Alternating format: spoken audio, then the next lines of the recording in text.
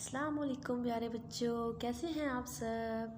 तो आज का हमारा मज़मून है उर्दू और हमारा उन्वान है हर्फ बे की पहचान।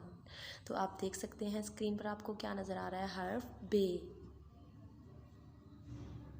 अच्छा तो प्यारे बच्चों, आपको क्या नज़र आ रहा है, हर्फ बे। सबसे पहले हम देखेंगे कि हम बे को कैसे राइट करेंगे।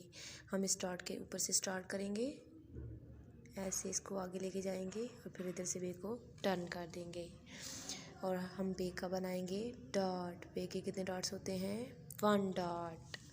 तो अब हम देखेंगे कि बेबा से क्या बनता है। बेबा से बनता है बा बत्तख, बा बकरी, बा बिल्ली, बा बादल। तो प्यारे बच्चों, अब हम देखेंगे कि बेबा से और क्या क्या बनता है। So let's check it out. बा बल्ला, बा बारिश। बच्चों आपको बारिश अच्छी लगती है ना। बा बाग, बाग की सैर कौन कौन करता है। बा बस्ता,